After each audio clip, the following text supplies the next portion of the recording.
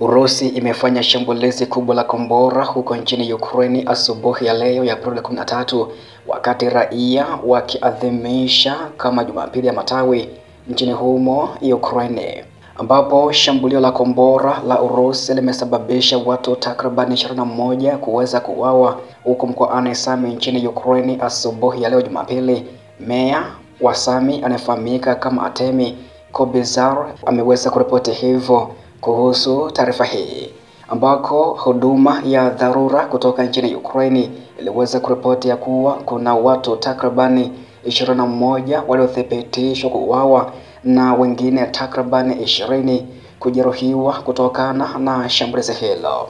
Jeshi la wanahewa huko nchini Ukraine liliweza kuonya kuhusu tishio la kombora la ballistic huko mkoani Sami majira ya saa 4:17 asubuhi ya leo, na kufikia majira ya asubuhi ya saa 4:52 Kobizari aliweza kutangaza kwamba jiji hilo lilikuwa limekumbwa na wafu wengi kutokana na shambulizi la kombora la Urusi siku ya leo. Makombora ya adui yalipiga barabara ya kawaida ya jiji, maisha kawaida, nyumba, taasisi za elimu, magari mitaani, na hii ni siku ambayo watu huenda kanisani Jumapili ya Palm, yaani Jumapili ya Matawi. Rais wa Ukraine anayefahamika kama Volodymyr Zelensky aliweza kuandika hivyo kwenye jukwaa la kijamii la Telegram baada tu ya shambulizi hilo. Pia kuna video zinazosambaa kwenye mitandao ya kijamii zinaonyesha matokeo ya shambulizi hilo katikati mwa jiji, huku pia miili ya raia baadhi ikionekana kujeruhiwa na magari kadhaa ikiwemo basi yalipata uharibifu mkubwa kutokana na shambulizi hilo, huku gari moja likiteketea kwa moto katika eneo hilo. Jumapili ya Matawi huadhimishwa na Wakristo Jumapili kabla ya Pasaka. Watu wengi nchini Ukraine huhudhuria kanisani kwenye likizo.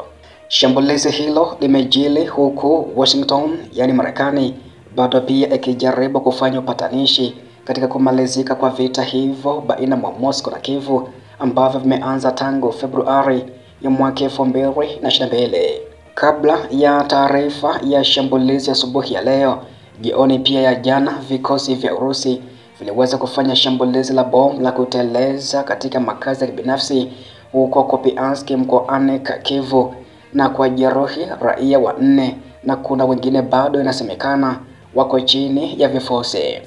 Gavana kutoka mkoani Kharkiv anayefahamika kama Ole Snobovi aliweza kuripoti ya kuwa shambulizi hilo lilitokea mwendo wa saa 12:20 jioni kwa muda wa huko, wakati wa mashambulizi makali yakiendelea jijini humo.